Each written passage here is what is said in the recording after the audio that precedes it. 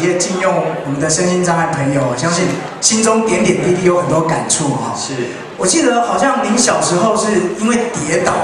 所以对于你听力上面会有一点受损的状况。对，那对有受损。哇，那这样子对于你音乐的发展来说，会不会有什么困难？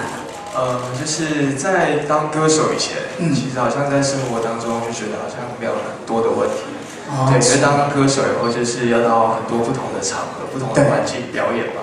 对，所以可能就是会造成一些就是在听力的方面会有一些影响。对，可是我觉得就是还好，就是因为现在的科技其实很发达、很进步，就是除了就是我可以佩戴就是专用的耳朵的监听器，那就可以让就是所有的音乐啊、所有的声音听得清楚这样。哇，所以你们在演唱的时候要听那个 monitor， 对，音乐 monitor， 对。哇，所以其实有些影响，但是你还是很努力的要去克服它了。是。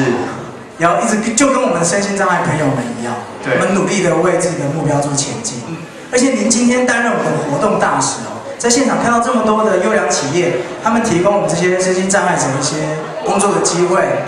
逐超额的禁用，可以说政府标准在这边，他们更超额的运用这些他们的人力哦。你心中有没有一些什么感触或是想法，或者是就借由今天的机会跟大家鼓励，感谢他们一下？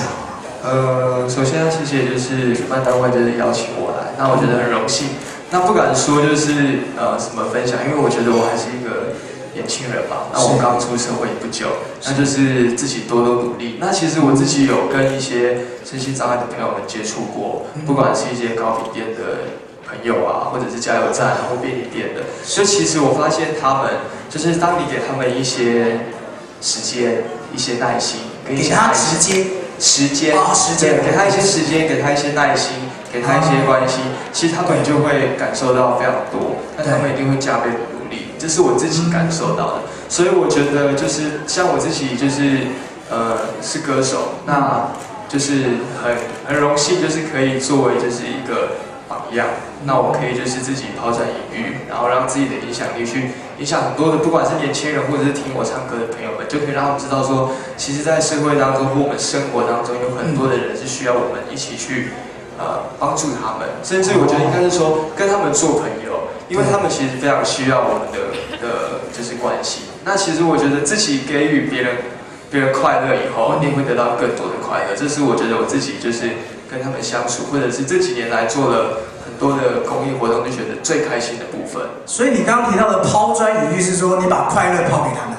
对啊，还有就是自己以身作则嘛。对，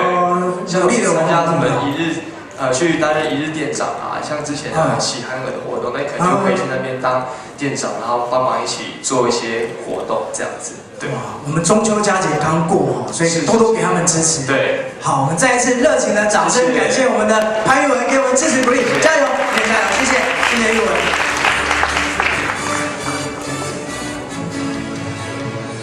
好，那么我们刚刚的颁奖人哦，我们的郝市长还有药物再生，也感谢我们市长来给我们颁奖，大家再次热情掌声，谢谢我们市长，因为我们市长药物再生哦。首先先离开，谢谢感谢市长给我们的加持跟鼓励。哇，我相信各位优良企业代表就是等这一刻哦，可以跟市长合照留影。刚刚其实我们听到了齐声的歌声哦，非常的感动，也听到了玉文跟我们分享如何自己以身作则，抛砖引玉，来给我们身心障碍者加油跟打气。其实每一次主持有关身心障碍者的活动哦，我都有一个团体让我非常印象深刻，他们的表演，第一次看的时候，我真的默默流下了我的眼泪。因为他们的身上充满了生命的热情跟活力。接下来要介绍这个舞蹈的团体，他们有视力不方便的，有肢体不方便的，但是各位如果看到他们的演出，将会非常非常的感动。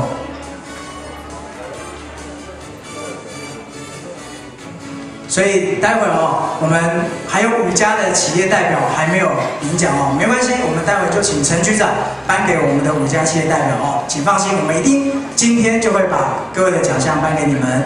好，刚刚我提到有一个舞蹈团体，今天一定要介绍他们到现场，给大家看看什么叫做生命的热情跟活力哦。好，我们用热情的掌声，这个舞蹈团体鸟语水舞集，热情的掌声欢迎啊！